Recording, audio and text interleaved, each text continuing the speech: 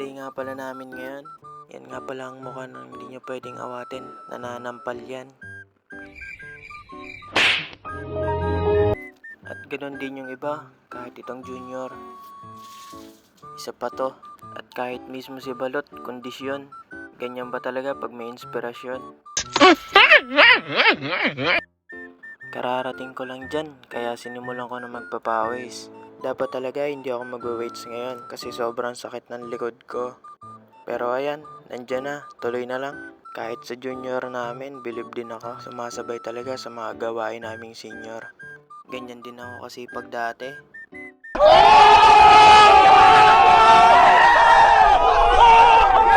Kaya yan, nilabas na ang kiluhan. Kung po pwede na ba talaga silang katayin. Mabigat-bigat na. Etong junior namin, hindi pa pwede. Biik pa lang. At ganito nga pala ako pag nasisiraan ng ulo. Kaya ngayon alam nyo na kung saan sila kumukuha ng lakas at dedikasyon na para bang hindi sila napapagod. Nakakasabayan nga pala namin dito ang taekwondo. At tingnan nyo itong isa, titig na titig. Pakunwari pang sa salamin nakatingin. Bilib na talaga ako sa junior na to. Hindi kinaya ang tukso kaya tumalikod na lang. Nakikita ko talaga yung sarili ko sa kanya. Eh kaso may katabi siyang may dalawang sungay.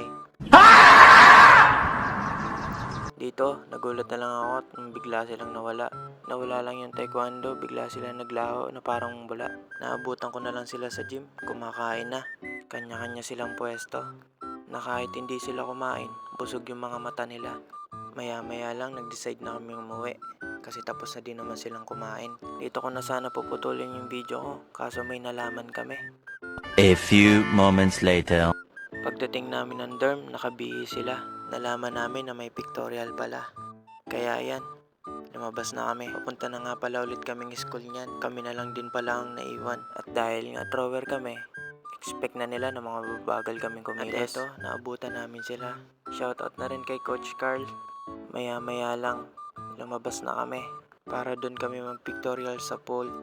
Diretso training na rin nga pala sila. Kuya Narne, sana ayos ka lang. At ayan, nandito na kami. Kanya-kanya na kami yung pwesto. Sa sobrang dami namin, pinagtitinginan kami ng mga estudyante.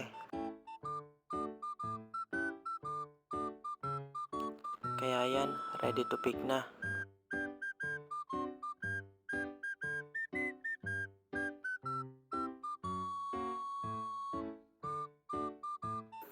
Hawak na rin nga pala namin yung consent form. Nasa katunayan, nalalapit na yung laro namin. Kaya nagpapasalamat kami kila coach. Kundi dahil sa kanila, wala kami dito ngayon. May halos 3 taon din bago ako ulit makakalaro. At nagpapasalamat kami sa AU kasi na kahit online class, kinuha pa rin nila kami as varsity player. Kaya hindi matatawaran ang binigay ng opportunity sa amin ng AU. Kaya so paano? Una na ako. Una na rin ako sa kanila. Babush!